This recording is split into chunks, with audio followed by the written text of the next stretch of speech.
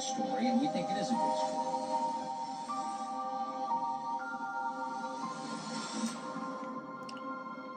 So today, the House of Representatives held the first congressional hearing on UFOs in at least 50 years. During that hearing, Pentagon officials acknowledged that American aircraft, military aircraft, have nearly collided with UFOs on at least 11 separate occasions. So it's a national security problem, at the very least. The Director of Naval Intelligence, Scott Bray, also released never-before-seen footage of what appears to be UFO. This was spotted by Navy personnel. Watch.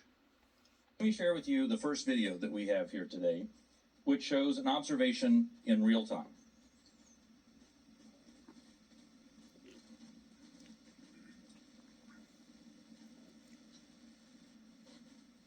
There it was. That's, in many cases, that's all that a report may include. In this video, U.S. Navy personnel recorded what appears to be triangles, some flashing, recorded several years ago, off the coast of the United States. This was recorded while the U.S. Navy ship observed a number of small unmanned aerial systems in the area. So they're real. That's been determined beyond discussion at this point. There were topics the Pentagon was not interested in talking about. For example, are these objects a threat to the United States? The Pentagon, would not say whether or not they've changed their military capabilities in response to these encounters. Have our encounters with UAPs altered the development of either our offensive or defensive capabilities, or even our sensor capabilities? We'd take that for the closed session. We should say, by the way, this hearing was pretty bipartisan. Probably the first thing we've seen the two parties cooperate on in a long time. Good for them. The Pentagon would not say whether these objects are a threat to us, but today they did concede that these cannot possibly be man-made objects. Watch. Do we have an example? Can you cite a specific example of an object that can't be explained as having been human-made or natural? The example that I would say that is still unresolved, that I think everyone understands quite well, is the 2004 incident from Nimitz. So that incident from 2004, the head of Naval Intelligence referred to, is what is known as the Tic Tac UFO. Chad Underwood is the former Navy pilot who filmed that footage. He joins us tonight. Mr. Underwood, thanks so much for joining us. You're welcome. When you hear officials concede that these objects are not man-made, they're not Russian or Chinese, we don't know what they are, does that surprise you? It doesn't really surprise me. It's more of when we capture these encounters, it's just really it's unidentified. It's flying and it's an object, and you're just kind of in the right place at the right time. In my case, it was off the coast of California, and so it was just kind of by chance. But I believe that these hearings are important for the public to understand, and I'm glad that they're happening, and so that they're not being classified and they're being unclassified, from the DOD and Congress. I think that's important for the people to know in this era.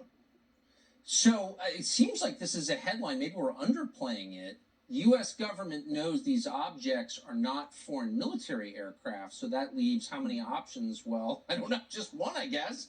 Do you think the U.S. military, its leadership, is worried about this? And how do you think they feel? Non-man-made objects flying in intentional ways, violating apparently the laws of physics. Like, what's their view of this?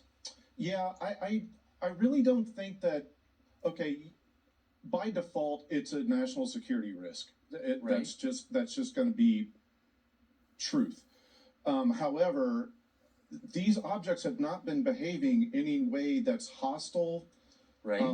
Or anything like that. That's going to pose a direct threat to our cities, bases, and this is more of a not just a national security risk. It's a global existential risk.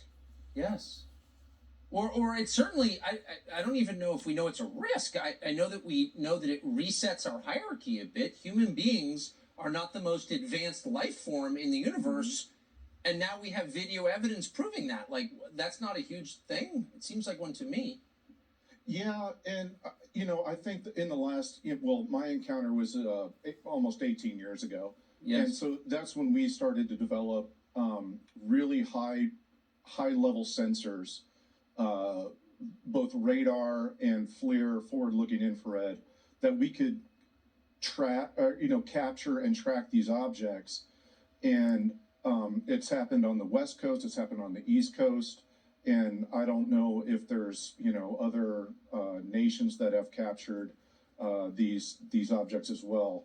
And so it's very interesting, but I'm glad it's being acknowledged by Yes. the Pentagon and Congress. It's very important.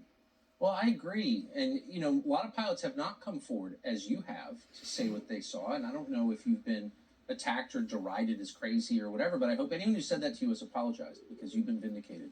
We appreciate you coming on tonight. You're welcome. Chad Underwood, thank you. You're welcome.